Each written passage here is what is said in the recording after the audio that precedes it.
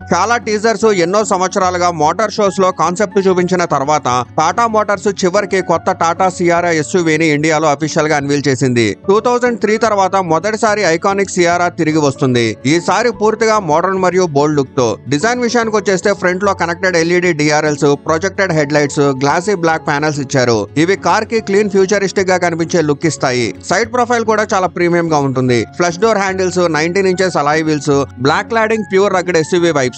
వెనక భాగంలో పూర్తి విడ్త్ ఎల్ఈడి లైట్ బార్ ఉంటుంది. ఇది రేర్ కు క్లాసిక్ ఫినిష్ ఇస్తుంది.